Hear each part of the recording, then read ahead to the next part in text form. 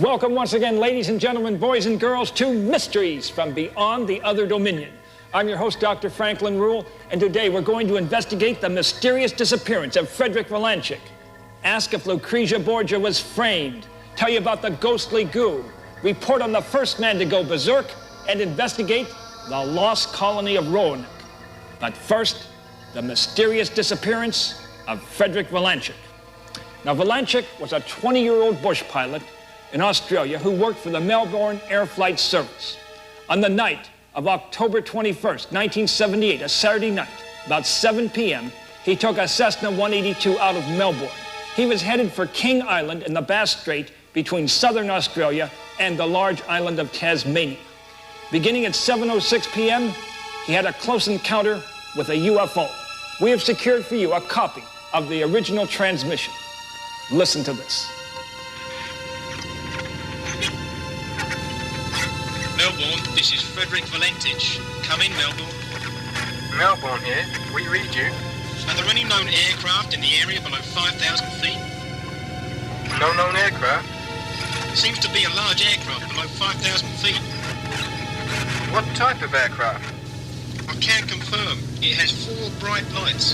Appear to be landing lights. Aircraft has just passed over me about 1,000 feet.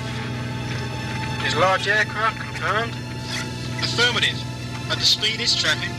Are there any RAF aircraft in the vicinity? No, negative. Melbourne, it's approaching from due east towards me. It seems to be playing some sort of game. Flying at a speed I cannot estimate. What's your altitude? 4,500 feet.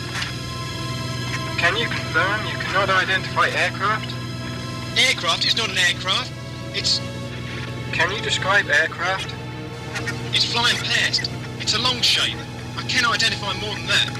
It's coming for me now. Seems to be stationary. I see a green light and a sort of metallic light on the outside. Confirm in? Do you know what sort of aircraft I've got? Is it military? No, negative. No military traffic in the area. Engine's rough, idling and coughing. What are your intentions? Proceeding to King Island. Unknown aircraft now hovering over me.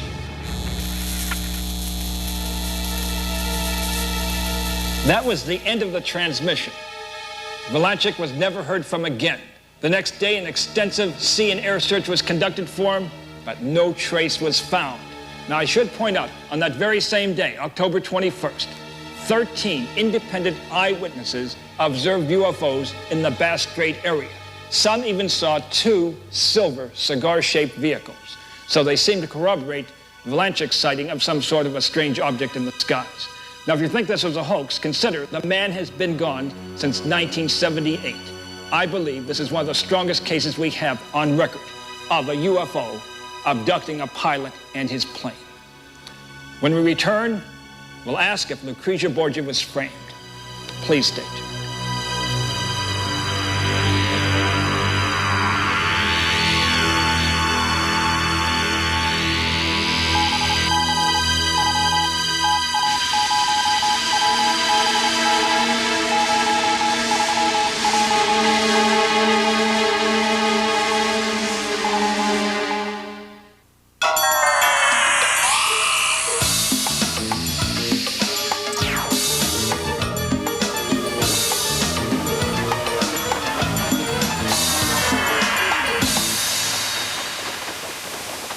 Welcome back.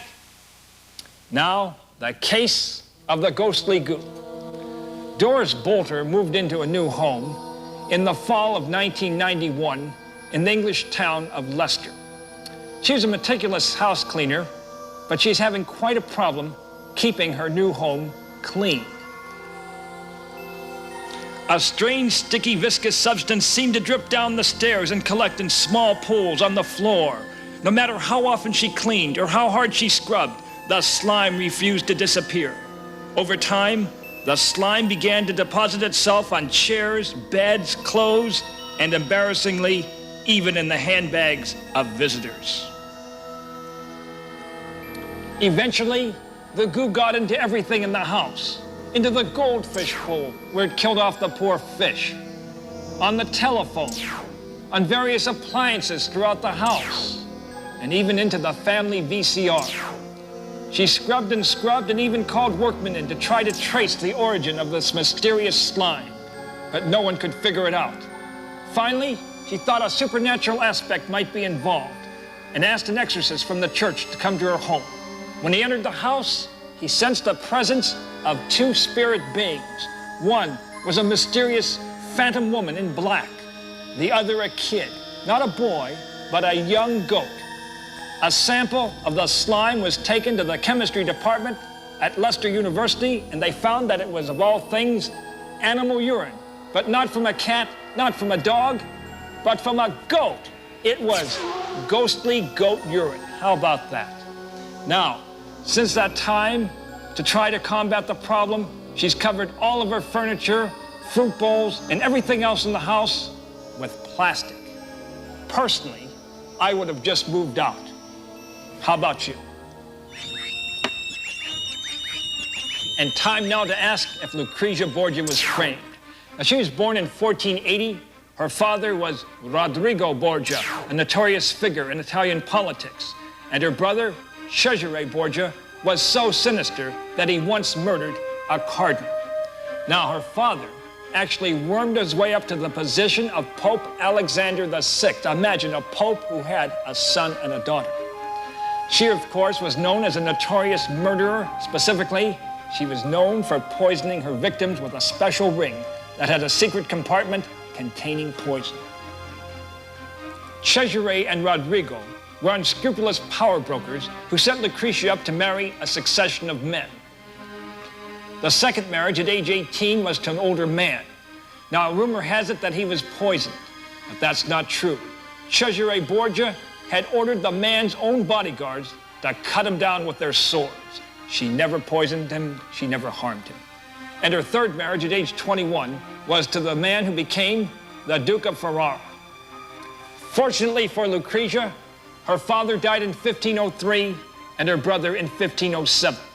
Once away from their evil influence, she went on to raise 5 children, and she established Ferrara as a center of arts and culture. There is no evidence whatsoever that she poisoned a single person. She was maligned by both her brothers and by history. But whenever you hear the name Lucrezia Borgia, remember, she was framed. Time now for the story of the first man to go berserk. He was known as a berserker. But first, the trivia question of the day for you. Let me extricate from its paper prison.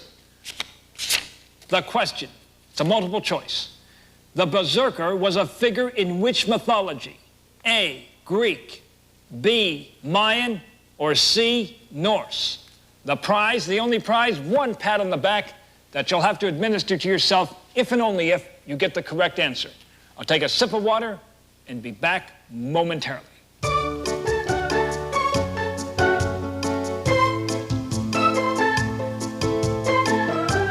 Okay, time is up.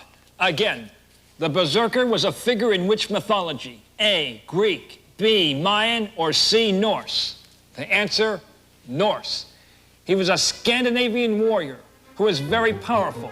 He disdained the use of any armor. Instead, he wore a bear skin. Indeed, his name, berserker, means the man who wears a bear skin. Now, in battle, he took on the fury of the beasts of the forest. Indeed, he literally went berserk, and virtually nothing could harm him. For example, fire and iron did not bother him at all. And he had 12 sons, all of whom were equally endowed with power. Now, the next time you hear the word berserk, remember, it belonged to an ancient Scandinavian warrior. And coming up next, Dr. Rule's Weird World of Animals. Please stay tuned.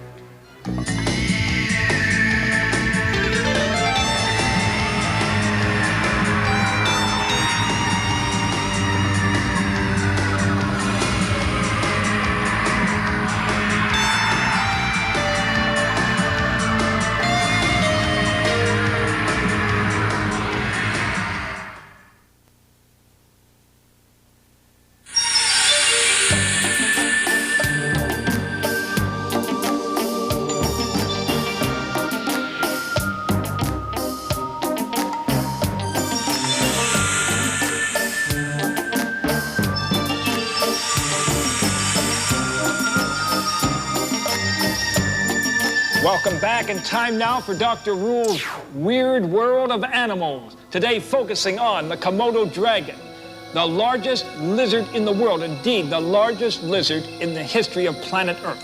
It attains a length of up to 10 feet, a weight of up to 300 pounds. It's native to just 4 tiny Indonesian islands, the largest being Komodo Island, hence its name, the Komodo dragon.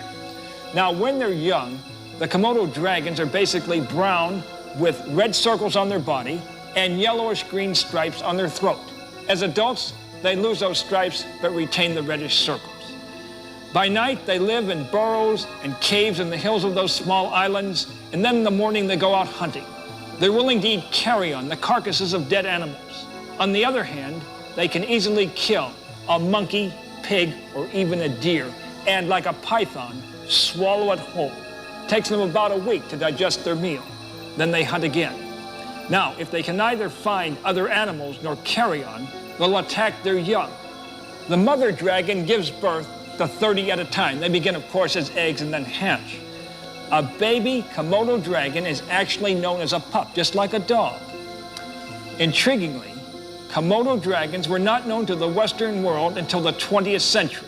That's when prisoners began to be exiled to the island and saw the creature. At first, they mistakenly called it a large land crocodile. And today, we still do not know that much about the Komodo dragons.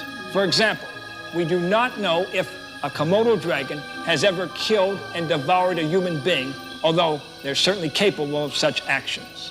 But one of the most intriguing creatures you'll ever find in Dr. Rule's Weird World of Animals. Turning now to the Department of Historical Oddities and the case of Robert Morris Sr. for your consideration. Now, Morris was a prominent citizen of Liverpool, England, but in 1750, Morris Sr. had a terrible nightmare one night. He dreamed that he was aboard a ship and he was killed by cannon fire. And he had good reason to worry, because he was slated to board a ship for inspection a few days later. Well, when he boarded that ship, he spoke to the captain about his nightmare. The captain promised that no cannon would be fired until Morris was safely ashore after that inspection.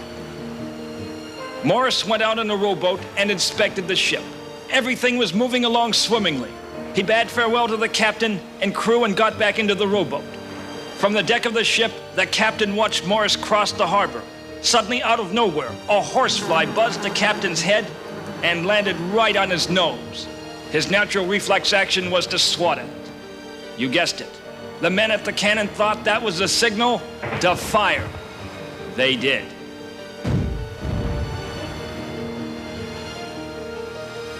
So, can a man alter his fate, or is it written in stone?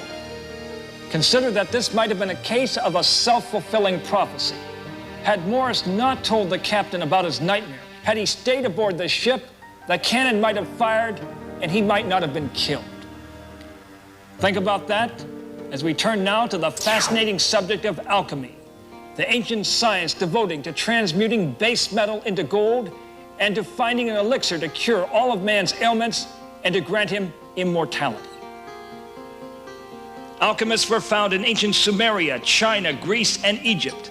They sought what was called the philosopher's stone, not an actual stone, but a substance that would convert cheap metals into gold. Most people have the idea of alchemy as pre-chemistry, as something that existed in the past, has no relevance to today, and that was involved in impossible dreams of transmutations of metals using very low energy. The modern physics has discovered they can change one metal into another, one element into another, but using very high energy. Modern science, the materialism of the Industrial Revolution, really is dealing with dead matter.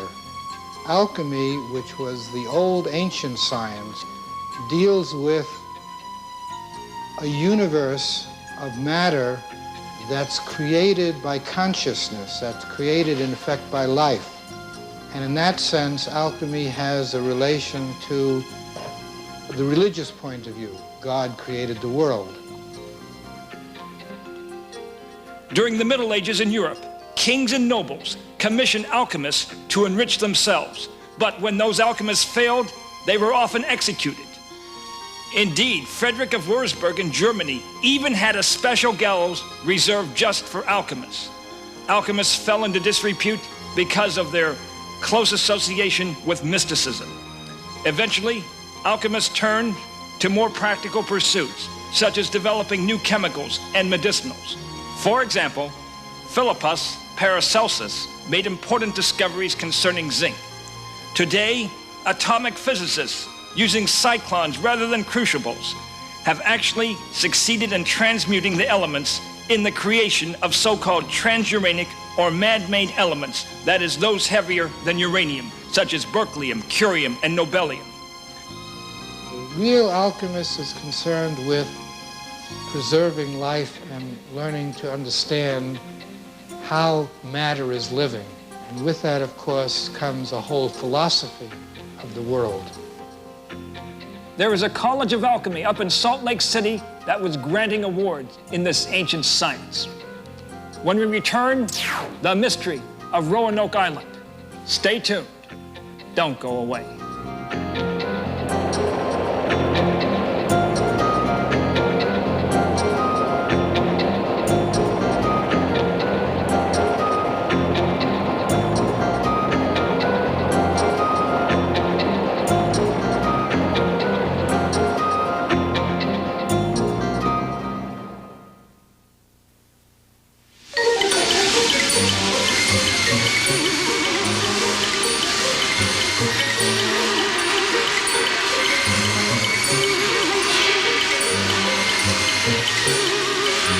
Welcome back, and time now to investigate the mystery of the lost colony of Roanoke, one of history's greatest enigmas.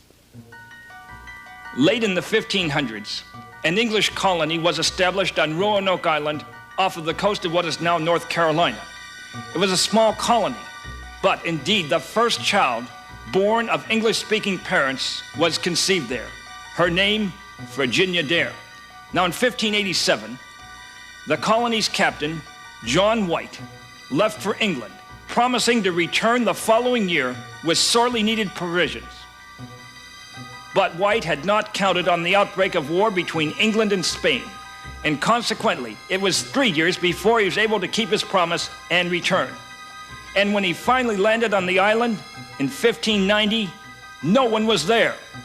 The rough-hewn cabins and council house were empty. The settlement was overrun with weeds. The forest had already begun to take it back. The only clue to the possible whereabouts of the missing colonists was an enigmatic word carved on a tree. That word, Croatan. White believed that the tree message was an indication that his missing colonists were living with the Croatan Indians. That local tribe had been friendly and helpful to the newcomers originally, but the settlers could not be found living among those natives. Some historians believe, however, that the carved word was actually a message from the colonists that they had been attacked by the Croatan Indians, and that they were subsequently massacred or carried off into captivity. Something could have happened, they theorized, to turn the once friendly Indians against them. A few students of the mystery have even suggested that the lost colonists may have been wiped out by disease and the natural hardships of their primitive existence. But if they did die of disease, the bodies of most of them should have been buried in a colonial graveyard. But there is no indication of mass burials anywhere in the area. Many experts, however, believe that the colonists simply intermarried and merged with the Indian tribes around them. They did not believe White was ever going to return. After all, they would have gone 3 years without provisions. Now, adding to this mystery is the fact that when Jamestown was founded in 1607 up the coast in present-day Virginia, the settlers there were surprised to find Indians in the Chesapeake Bay with blonde hair, blue eyes, and fair skin. And amazingly, some of those Indians had family surnames such as Brooke and Sampson, decidedly non-Indian names. So were those lost colonists at Roanoke destroyed by disease and starvation, massacred by the Indians, or assimilated with them through intermarriage? You've heard the evidence. You decide. Now, if you happen to have a question or an answer for us, or some intriguing videotape of a ghost, lake monster, or Bigfoot creature, call us at our toll-free 800 number. That's 1-800-45-RULE, RUEHL. You might just use something you submit, and you'll achieve a small measure of fame. And that's a lot better than a slap on the belly with a wet trout. Now, until next time, may the power of the universe be with you. Be with you. Be with you. Be with you.